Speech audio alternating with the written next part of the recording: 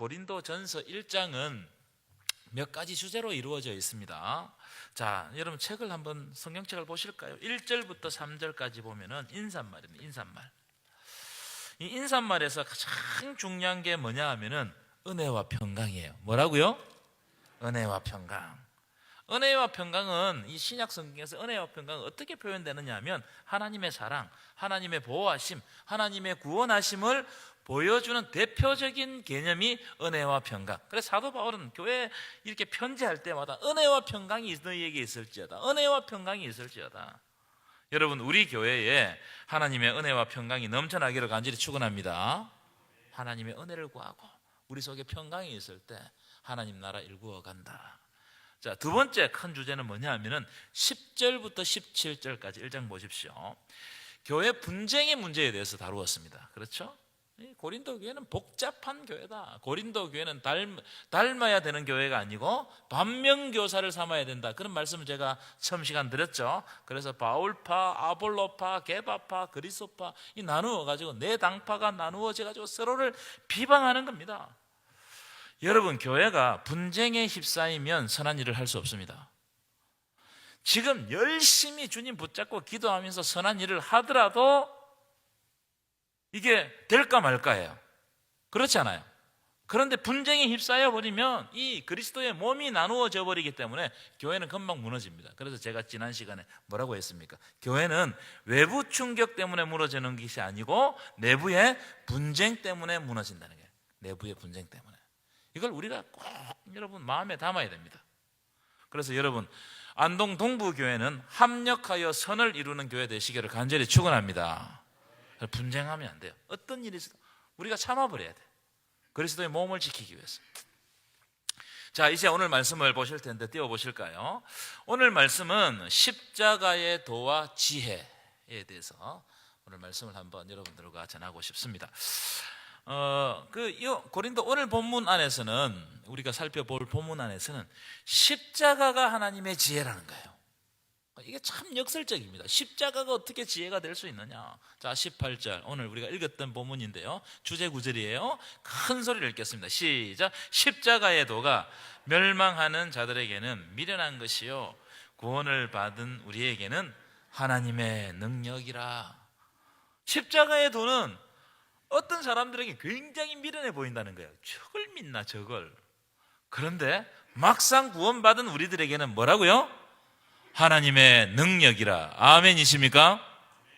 이 십자가의 도 할 때 이 도라는 말을 찾아보니까 로고스라는 단어를 썼어요. 로고스라는 말은 말씀이란 말씀. 그러니까 십자가의 도, 우리는 십자가의 길 이렇게 생각하는데 그게 아니고 십자가의 말씀으로 번역하는 것이 더 정확합니다. 십자가의 말씀. 그러니까 우리는 항상 십자가의 말씀을 들어야 돼요. 오늘도 우리들에게 선포되는 십자가의 말씀이 복음의 말씀 되시기를 간절히 축원합니다. 자, 그런 의미를 가지고 18절 다시 보시면 십자가의 말씀은 멸망하는 자들에게는 어떤 것이라고요? 너무나 미련해 보여요. 십자가는 세상 사람들이 볼 때 어리석은 것입니다. 세상 사람들은 웬만하면 십자가를 안 지려고 그래요. 그런데 기독교인들은, 교회 다니는 사람들은 자기 십자가를 지고 자기를 부인하고 그리스도를 따르라 그러잖아요. 이거 세상 사람들이 볼 때는 미친 짓이에요. 십자가는 뭡니까? 저주의 형틀이란 말이에요. 저주의 형틀. 십자가를 졌다는 것은 그 대대손손 저주를 받는다, 그걸 의미하는 거예요. 구약 성경에 이런 대목이 있습니다. 나무에 달린 자마다 저주 아래 있다고 말씀하세요. 나무에 달린, 옛날에 고대에는 사람을 나무에 달아서 죽인 사람들은 딱 구제받지 못한 사람들, 흉악범들, 역모를 꾸민 사람들, 이 사람들을 공개 처형하는 것이 나무였어요. 특별히 여러분, 역모를 일으킨 사람들은 그 목을 베어가지고 나무에 달아 어떻게 했습니까? 성 앞에 사람들이 다 보는데 전시했어요. 만약 당신도 저렇게 역모를 꾸미면 어떻게 된다고요?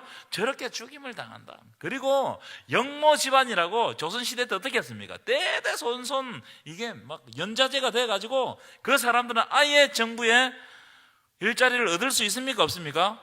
못 얻는 거예요. 저주의 상징. 나무에 달리는 것은 저주의 상징이에요.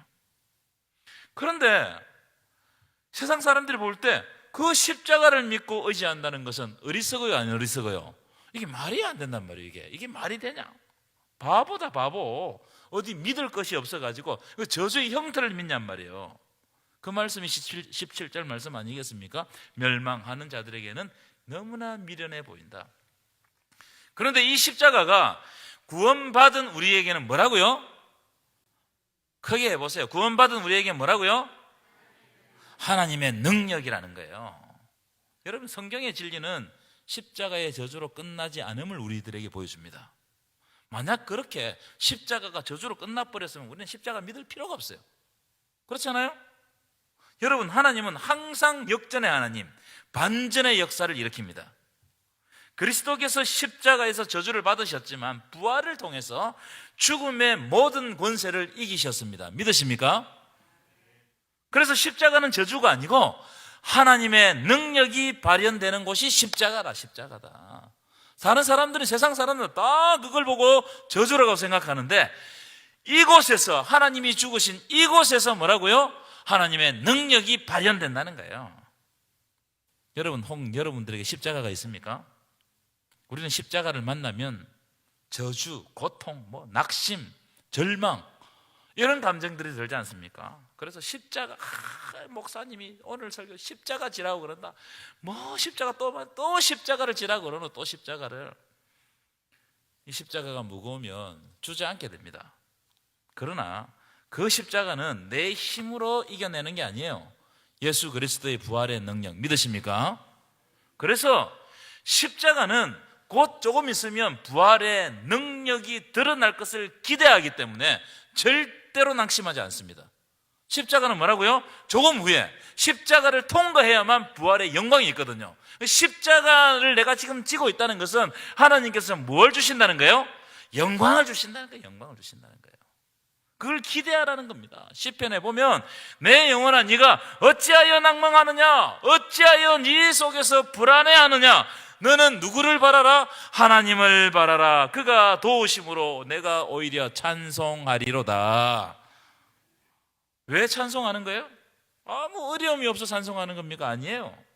왜 찬송하느냐면 하나님이 우리가 십자가를 지었을지라도 이미 구원하시기로 작정하셨기 때문에 우리는 찬송하는 거예요. 우리 찬송의 이유가 여기에 있습니다. 우리가 죽어도 산다는 거예요. 이게 부활의 능력이다. 그래서 안 믿는 사람에게는 십자가가 참 미련해 보입니다. 그러나 믿는 사람에게는 우리를 구원하시는 능력이 됨이라. 그래서 여러분, 십자가 단단히 붙드시기를 축원합니다. 자, 그 다음 구절도 보시면 19절 보십시오. 기록된 바 내가, 하나님이 지혜 있는 자들의 지혜를 어떻게 한다고요? 다 멸해버린다는 거예요. 총명한 자들의 총명도 다 어떻게 한다고요? 왜요? 왜 그러냐면 하나님은 십자가를 통해서 자기의 지혜를 드러내셨어요. 자기의 계획을 드러내셨어요. 그러니까 여러분, 세상 사람들이 이해할 수 없는 거야. 우리는 자기 잘난 맛에 삽니다. 한번 보십시오. 그래서 남보다 조금 더 알거나 조금만 더 경험이 있거나 공부를 조금만 더 했거나 아니면 조금 많이 가졌거나 하면 잘난 체, 그걸 막 잘난 체 하고 싶어가지고 막 안달이 나요. 그런데 그런 것은 하나님 앞에, 이 하나님의 십자가 앞에, 십자가의 능력 앞에 되면 아무것도 아니다는 거예요. 여러분 한번 생각해 보십시오. 오늘 저녁에 하나님이 내 영혼 불러가시면 나에게 있는 그게 뭔 소용이 있겠어요, 여러분? 그런 거 상상해 보셨어요? 그런 거 한번 상상해 보셔야 돼요. 내가 가지고 있는 거, 내가 걱정하는 거, 내가 막 지혜를 짜내고 있는 거, 이게 무슨 소용이 있겠냐? 자기 생명 하나 책임지지 못하는데 조금 더 알면 뭐하고 조금 더 가지면 뭐하냔 말이에요. 그렇지 않습니까? 그러면 고개를 끄덕끄덕 해보세요. 예. 그런데 하나님은 세상 모든 사람들의 지혜를 다 폐하고 총명을 폐하신다는 거예요. 왜요? 그 십자가를 통해서 구원의 길을 여셨기 때문에. 20절 볼까요? 20절 함께 읽겠습니다. 시작. 이 세상에, 다시 읽겠습니다. 시작. 이 세상에 지혜 있는 자가 어디 있느냐? 이 세대에 변론가가 어디 있느냐? 하나님께서 이 세상의 지혜를 미련하게 하신 것이 아니냐? 하나님께서 이 세상의 지혜를 십자가를 통해서 미련하게 하셨어요. 다른 길은 없어요. 하나님께로 가는 다른 길이 없습니다. 여러분, 과학이 아무리 발달해도 우주의 끝을 가본 적이 없어요. 우주의 끝이 어딘지 모릅니다. 아무도 가본 사람도 없고 그걸 사진 찍어온 사람도 없어요. 추정할 뿐입니다. 아무리 많이 한다고 해도 여러분 5분 후에 내가 무슨 말을 할지 아는 사람 손 들어보세요. 지금 내가 5분 후에 무슨 말을 할지 아는 사람 손 들어보세요. 안다 그러면 말을 안 해버릴 거예요, 제가. 그러니까 여러분, 이 5분 후에 우리가 무슨 일을 당할지 몰라요. 죄송하지만 이번 산불 한번 보십시오. 바람이 불어가지고 산불이 들이치니까요, 감당이 안 됩니다. 아무리 인간이 막으려고 해도 안 된단 말이에요. 나중에 산불 끄는 거 포기하고 동네 지켜, 동네. 그런 거 보면 인간의 지혜, 인간의 능력, 이런 거 미련한 거예요. 무능한 겁니다. 자연재해 앞에 사람 무능합니다. 이번에 미얀마에 지진 터졌죠. 2만 명 넘게 죽었대요. 그러니까 여러분, 뭔가 땅만 흔들려도 우리가 아무것도 할 수 없어요. 산불 나도 아무것도 할 수 없습니다. 비 조금 많이 내리면 큰일 납니다. 이러다가 비 안 오잖아요. 그럼 또 난리 나요. 우리가 할 수 있는 게 있습니까? 우리가 지혜를 가지고 있는 거, 우리가 총명을 가지고 있는 거, 하나님 앞에 가면 다 패해지는 거예요. 아무것도 아닙니다. 아무것도 아니에요. 오늘 저녁에 우리 생명 물러가시면 어떡할 거냔 말이에요. 또 기분 나쁘게 뭐 또 오늘 저녁에 데려가신다고 그런 이야기를 하시나고 그렇게 생각하실 수도 있지만 모릅니다. 5분 후에 무슨 일이 일어날지 어떻게 합니까? 자, 그런 의미를 가지고 21절부터 23절까지 한번 읽어보도록 하겠습니다. 굉장히 중요한 거예요. 시작. 하나님의 지혜에 있어서는 이 세상이 자기의 지혜로, 다시 읽겠습니다. 미안합니다. 제가 넘겨서 드려야 되는데 약간 수요일날 오랜만에 쓰니까 센스가 좀 떨어진 것 같아요. 자, 다시 읽겠습니다. 시작. 하나님의 지혜에 있어서는 이 세상이 자기 지혜로 하나님을 알지 못하므로 하나님께서 전도에 미련한 것으로 믿는 자들을 구원하시기를 기뻐하셨도다. 22절. 유대인은 표적을 구하고 헬라인은 지혜를 찾으나. 23절. 우리는 십자가에 못 박힌 그리스도를 전하니 유대인에게는 끄리끼는 것이요 이방인에게는 미련한 것이다 하는 겁니다. 저는 21절 말씀을 참 좋아해요. 21절 말씀. 하나님은 세상 사람들이 미련하게 생각하는 전도를 통해서 믿는 자들을 구원하신다는 거예요. 새 가족들 잘 들으십시오. 전도를 통해서 믿는 자들의 미련한 이 전도의 방법을 통해 가지고 세상 사람들을 구원하신다. 여러분, 초대교회에 이 그 전도는 굉장히 단순했습니다. 지금처럼 뭔가 말을 잘하고 사람을 막 꼬실 만한 뭔가가 물품을 전하고 이렇게 해서 예수를 믿지 않았어요. 초대교회는 선포했어요. 선포. 아주 짧은 진리를 선포했습니다. 뭐냐면 예수가 살아났다, 예수가 부활했다. 사람들에게 그걸 가르쳤어요. 예수가 하나님이다. 그렇게 부활하신 예수가 하나님이다. 그 예수에게 생명이 있다. 예수가 우리의 주인 되신다. 우리가 예수로 말미암아 영원한 생명을 얻는다. 이 복음은 아주 단순했어요. 우리가 지금처럼 지금 우리가 전도할 때 이렇게 이야기하잖아요. 예수 믿으면 복 받습니다. 옛날에 예수 믿었더니 어떤 권사님은요, 그 아들이 취직이 잘 됐어요. 예수 믿었더니 우리 며느리가 들어왔는데 얼마나 잘 들어왔는지 몰라요. 이런 걸로 전도하지 않았단 말이에요. 그건 아주 이교도적이에요. 제가 생각할 때. 제가 금방 말씀드린 것처럼 초대교회에서 선포했던 말씀은 아주 짧은 진리를 선포했어요. 예수가 살아났다는 거예요.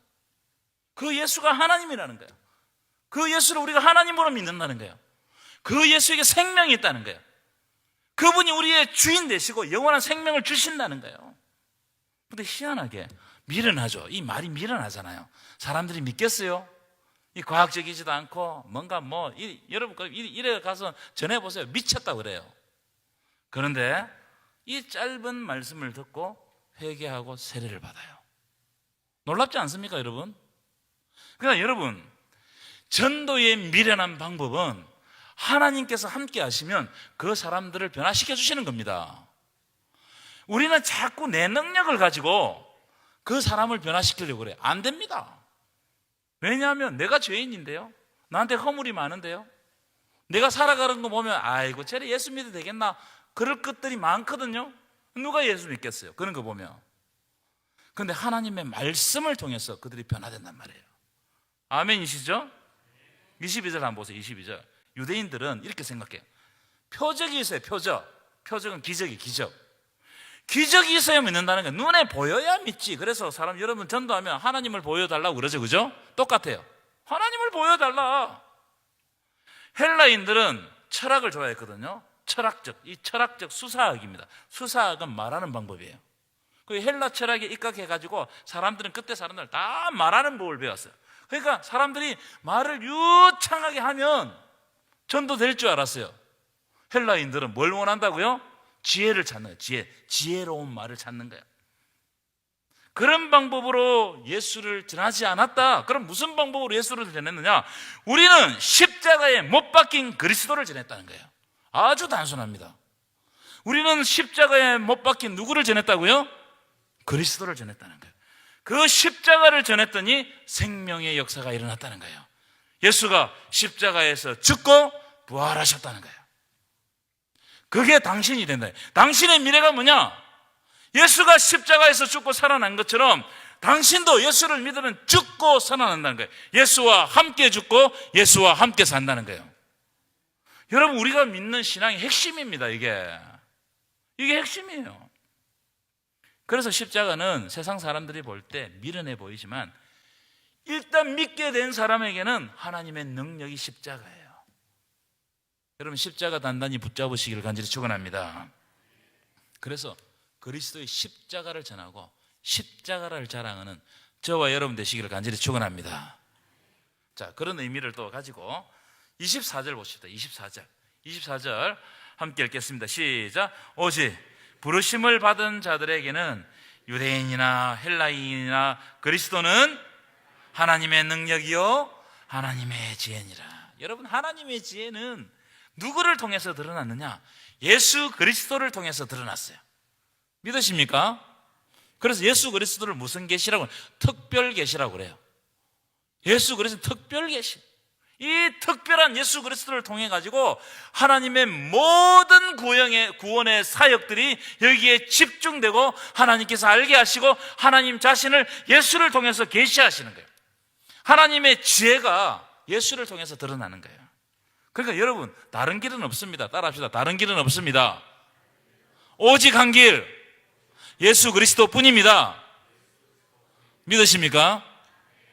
이게 여러분 우리가 믿는 믿음이에요. 이걸 포기해서는 안 됩니다. 종교 간의 대화를 할 수 있어요. 그런데 이걸 포기하고 대화한다면 그건 다원주의예요. 이해되셨어요? 그래서 다른 길은 없어요. 저는 다른 길이 있으면 이렇게 복잡하고 새벽기도 맨날 나오고 안 와요. 저 다른 데 가서 1년에 한 번 초파일 날 가는데 그런 데 갈 거예요. 다른 길이 있으면 1년에 한 번 가면 되거든요. 제가 몽골에 간다라는 절이 있어요. 아주 유명한 절인데 거기 갔더니 저 위로 올라간 데 보니까 통이 12개인가 이렇게 있어요. 사람들이 이렇게 쭉 돌리면서 가더라고요. 통을 이렇게 뱅글뱅글 돌아는 통을 돌리면서 가더라고요. 그래서 제가 선교사님한테 저게 뭐냐 물었어요. 그랬더니 저 통 안에 실제로는 법경이 없지만 법경이 있다 생각하고 한 번 돌리면 한 번 읽는 거래요. 12개의 법경이 그 안에 들었다 생각하고 한 번 돌리고 주르륵 가는 거예요. 사람들이 왔다 갔다 하면서. 그러면 얼마나 편하겠습니까? 우리 딸이 요즘에 어와나 하고 있거든요. 피곤해 죽겠어요. 어와나는 선생님도 말씀을 넣어야 돼요. 어와나 하는 자기도 말씀을 넣어야 돼요. 부모도 말씀을 넣어야 돼. 아니, 저 간다라 가가지고 야, 저 가서 한번 돌리고 온나 이러면 되잖아요. 근데 가가지고 니 외워라. 니 또 안 외워 할까봐. 내가 외우면 내가 용돈을 줄게. 막 서로 외우고. 왜 그런 거예요, 여러분? 여기에 진리가 있기 때문입니다. 진리가 있기 때문에. 예수 그리스도가 말씀을 통해서 계시되었기 때문에. 아멘이십니까? 중요한 겁니다. 오직 예수 그리스도를 통해서 드러나는 거예요. 자, 그렇기 때문에 25절 보십시오. 하나님의 어리석음이 사람보다 어떻다고요? 지혜롭다는 거예요. 하나님의 약하심이 사람보다 어떻다고요? 아멘이십니까? 아무리 똑똑한 인간이라도 하나님보다는 지혜롭지 못해요. 인정하십니까? 그런데 어떤 때는 저도 그럴 때가 있는데 자기가 아는 아주 얇은 지식으로 하나님보다 더 지혜로운 척하는 사람들이 들어있어요. 다 아는 것처럼 다 말을 하려고 그러고. 여러분, 하나님은 세상에서 능력 많은 사람, 지혜가 많은 사람, 말 잘하는 사람 안 씁니다. 하나님은 바로의 공주의 아들 모세를 안 썼어요. 모세가 왕궁에 있을 때, 그 모세가 그 애굽의 첨단 교육을 받았을 때는 안 썼습니다. 모세는 한번 보십시오. 인간적인 능력이 많을 때, 자기에게 힘이 있을 때, 뭐 권력이 주어졌을 때 그 혈기 때문에, 자기 정의감 때문에 사람을 죽여버리는 거예요. 그런 사람을 여러분, 인간적인 능력이 많다고, 가진 게 있다고, 공부 많이 하고 뭐 권력을 가지고 있다고 그런 사람을 지도자로 쓰면 어떻게 되겠습니까? 이스라엘 백성들 그냥 말 안 들으면 다 죽는 거예요. 다 죽는 거예요. 모세를 여러분 40년 동안 이스라엘 백성들이 몇 번이나 돌을 들어치려고 했습니까? 그래도 모세가 참아요. 모세가 언제 쓰임을 받느냐? 40년 동안 광야에서 양들하고 이야기한다고 아무것도 알 수 없을 때, 말하는 법을 잊어버려가지고 입이 뻣뻣하여 입이 둔하여 나는 말할 수가 없, 말을 못합니다.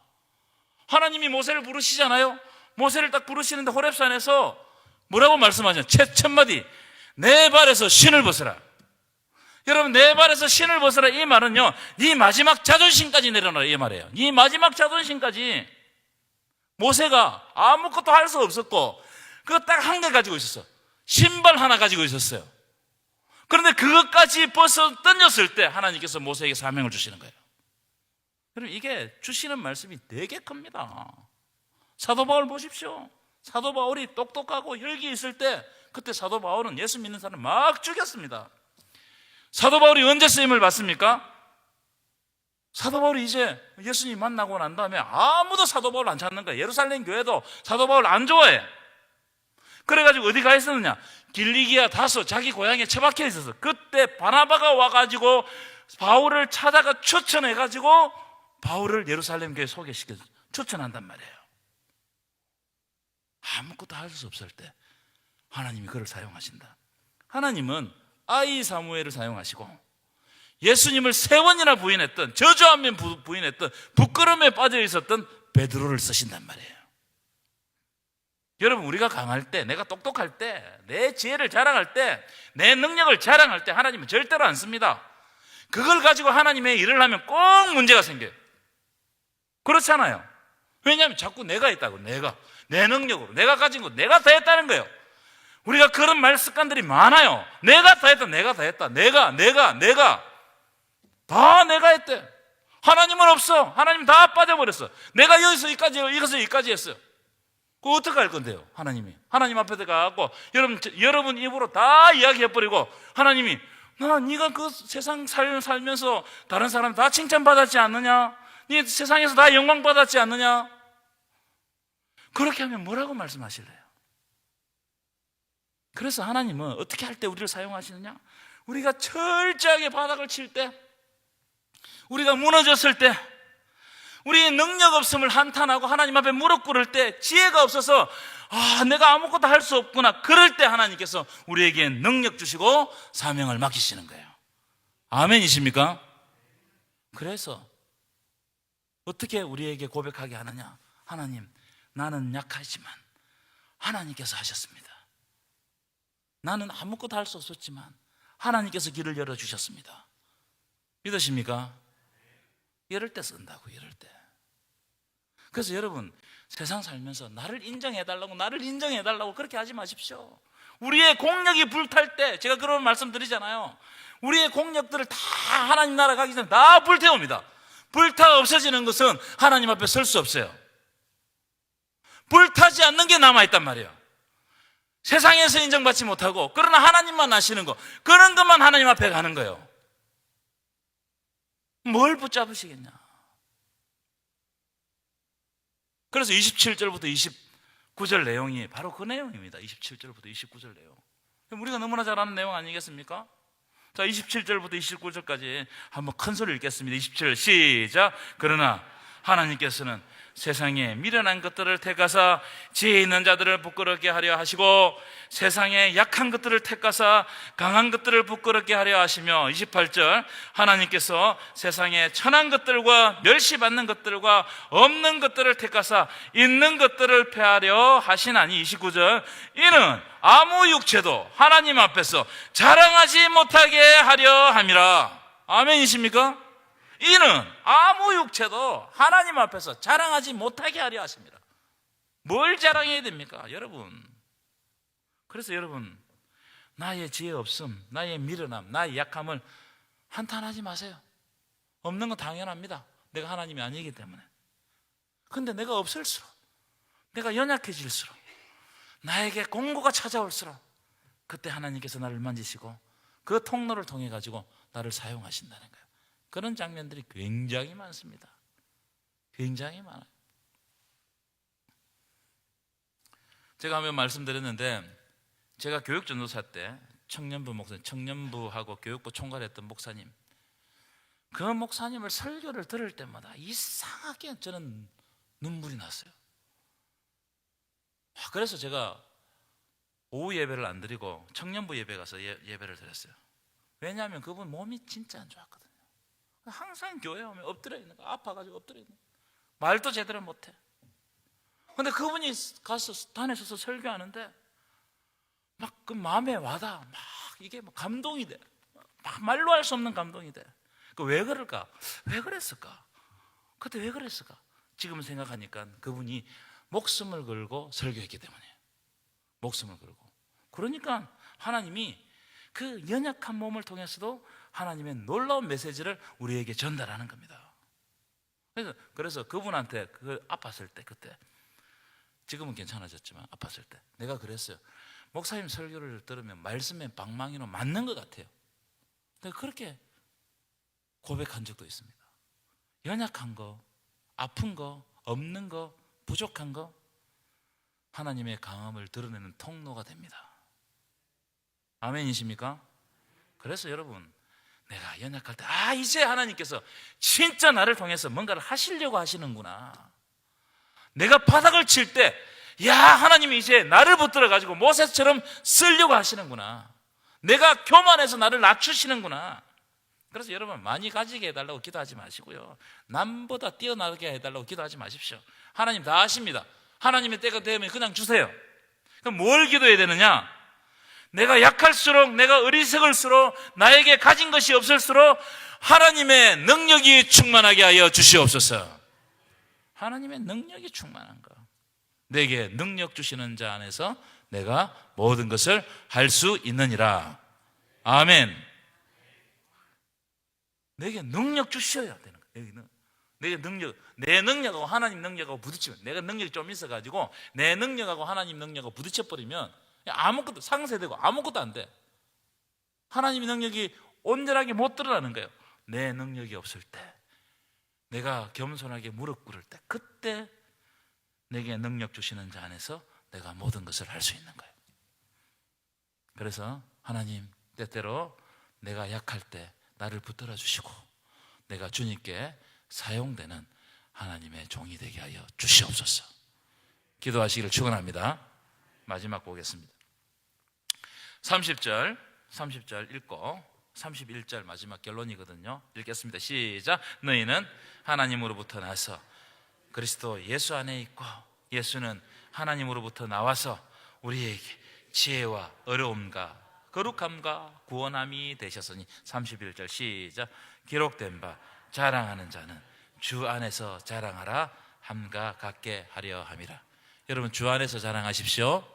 내가 자랑을 많이 하잖아요. 내가 어쨌든 뭔가를, 우리는 다 자기를 드러내려고 하는 속성이 있어요. 자랑을 하는데 내가 드러나면 그건 잘못된 거예요. 자랑을 하는데 예수님이 드러나야 돼요. 하나님이 영광 받아야 돼요. 나를 통해서 하나님의 말씀이 증거돼야 돼요. 믿으십니까? 이걸 여러분 위해서, 이게 신앙 아니겠습니까? 세상 사람하고 똑같이 살면서 와가지고 기도하고 주일 지키고 헌금하고 이리 돌아가면 다른 종교가 똑같아요. 그럼 우리는 뭘 믿느냐? 내가 하나님을 믿고 내가 연약할수록 주를 자랑하고 주님이 높아지는 거예요. 내가 높아지는 게 아니고 예수가 높아지는 거예요. 예수가 드러나는 거예요. 우리 교회도 예수가 드러나는 거예요. 믿으십니까? 그래서 많은 말을 하지 마십시오. 말한다고 사람들이 다 안 듣습니다. 그때 기도하십시오.